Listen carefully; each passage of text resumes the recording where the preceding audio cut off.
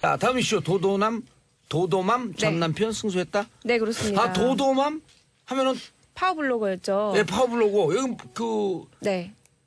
따라가는 이름이 있잖아요. 강용석. 네, 맞아요. 강용석 상대로 소송한 거 아니? 네, 맞아요. 오호. 그러니까 이게 사실 사건 개요. 사건 개요부터 말씀드리겠습니다. 2015년에 예. 이 남편이 도도맘의 남편이 그 강용석을 상대로 위자료 청구 소송을 낸 거죠. 아하. 근데 당시에 불미스럽게 소가 갑자기 치아가 돼서 이게 어떻게 된 일이냐. 근데 이게 알고 보니까 이 여성분이 강용석 씨가 그렇게 하라고 했다라고 주장을 하고 있는데 남편의 인감을 가지고 가서 이제 소치아를 무단으로 한 거예요. 그래서 사문서 위조로 집행유예를 이미 선고를 받았습니다.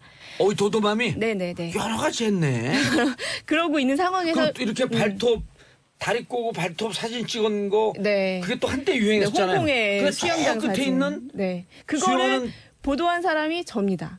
그래요? 그 그렇습니까? 사진을? 근데 그 모르셨어요? 끝에서 살짝 배가 나오고 머리가 물에 젖은 네. 남성 있는데 그게 강용석이다. 네네. 강용석 맞아요? 네, 맞아요. 왜냐면 제가 오호. 2014년도, 그러니까 이 소치아 되는 이 사건 전에 예. 도도맘 남편이 저를 한번 찾아왔었어요.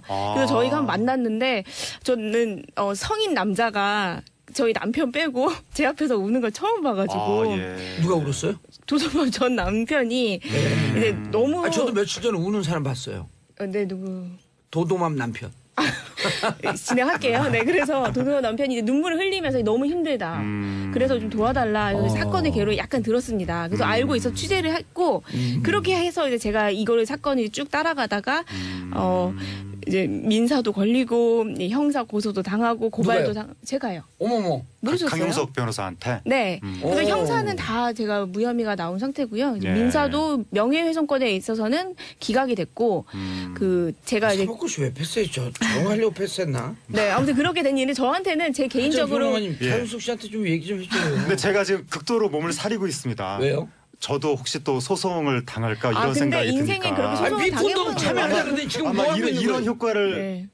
예상하고 그렇게 소송을 아니 이 하평론이 기자한테도 그게 그렇게 제기를 나쁜 했는지. 것만은 아니에요. 그렇게 좀 소송도 당해보고 이래야지 본인이 좀 네. 단단해지고요. 저도 소송하면서 굉장히 기자로서 굉장히 많이 이렇게 자부심이 있잖아요. 일단 소송당하면. 그러면 그렇죠. 예. 제가 팩트를 틀린 게 아니면은 정치인으로서 감옥 갔다 오니까 돈 먹고 돈 먹지 않고 감옥 갔다 오니까 자부심이 생기잖아요. 저는 그런 자부심을 살짝 사양하고 네. 야, 지금 미투 안 되겠네.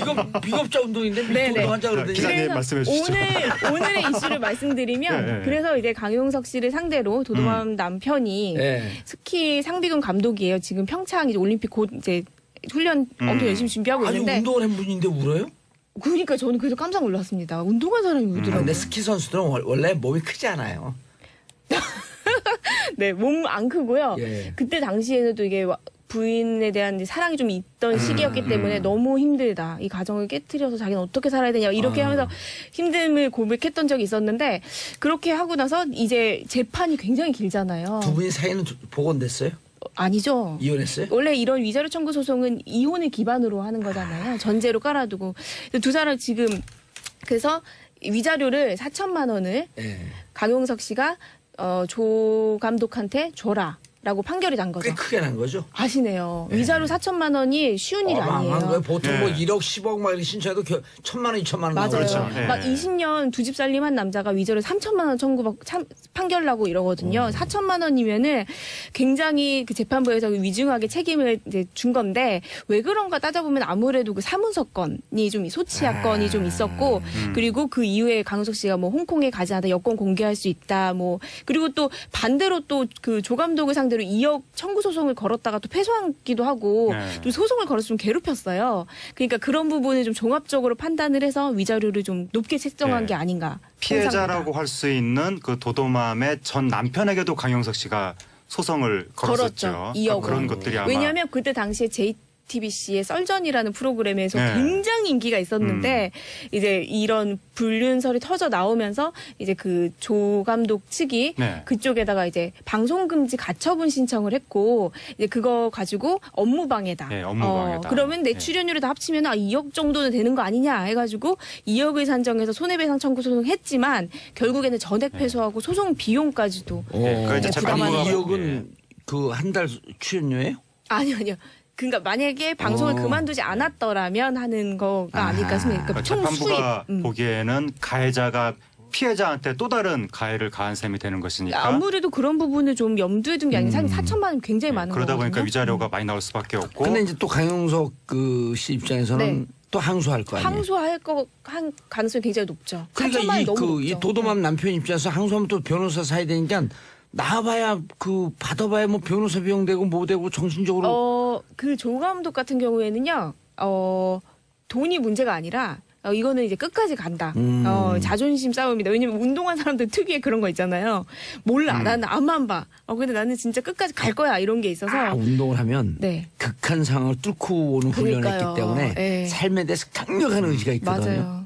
맞아요. 맞아요. 그 요번 판결의 의미가 그동안 강용석 변호사와 도도맘이 좀 부적절한 관계가 아니냐, 가정 파탄을 일으킨 것이 아니냐라고 하는 의혹이 있었는데 여러 가지 뭐 언론 보도도 나오고, 근데 그것을 법원이 확인을 해줬다. 확증해줬다. 네, 그래서 강용석 변호사가 가정 파탄을 일으킨 게 맞다라고 예. 이제 이 정도면 거의 의혹이 아니라 사실로 된 것이 아니냐. 근데 하재근 평론가가 얘기는 참 좋은데 아까 예. 미투 운동에서 살 빼는 모습이 나 자꾸 아른아른거리는데. 아니, 하평론이 시원하게 저랑 한번 가시죠. 그럼요. 네. 아니 가기를 어딜 아니 아니, 재판 미투 가시죠. 운동은요. 네. 미투 운동은 진짜 피해볼 각오로 옆에 있는 맞아요. 사람들이 함께 옐링 아니 샤우팅을 근데 해줘야 이 되는 얘기하고 거예요. 미투 운동이 어떻게 관련이? 하여튼 그건 그런데 네. 그 또 문제가 예. 강용석 변호사에 대해서 여러 가지 의혹들이 상당히 강도 높게 제기가 됐거든. 사진도 나오고 뭐 여러 가지 증언도 나오고 그런 상황에서도 방송국에서는 그 이 진행자로 계속해서 기용을 했던 거죠. 저는 그 부분에서 되게 문제점을 가지고 있는 게요. 제가 기사를 써고 한창 그때 그걸 관심을 기울였기 때문에 아는데,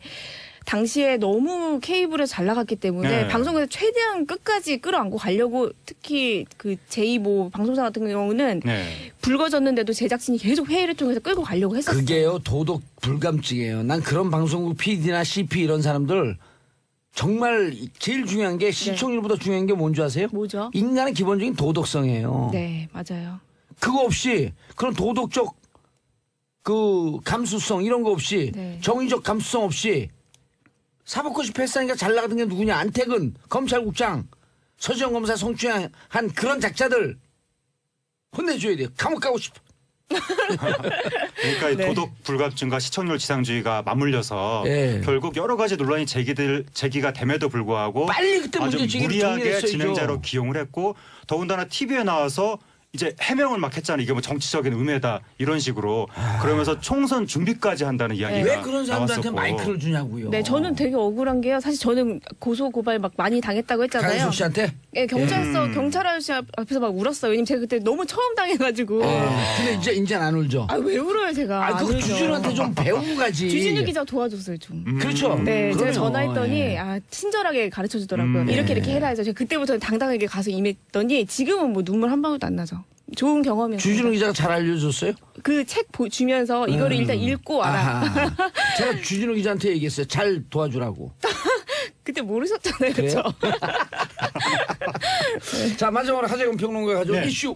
마지막은 예, 짧습니다. 이준호 씨의 억대빚 1억 6천만 원에 해당하는 억대빚을 양현석 대표가 갚아줬다는 예. 소식인데, 이 빚을 갚지 못하면 이준호 씨가 실형을 살 수도 있는 상황이었고, 맞아요. 그런데 이제 많은 사람들이 뭐 양현석 씨, 서태지 씨 다 굉장히 부유한 걸로 알고 있는데 예. 이준호 씨가 그렇게 되는 상황을 보고만 있을 것이냐, 그런 이야기가 있었는데, 서태지 아이들 양현석, 서태지, 이준호 중에서 다 지금 사업적으로 성공을 네. 했는데 이준호 씨만 망가졌잖아요. 그렇죠.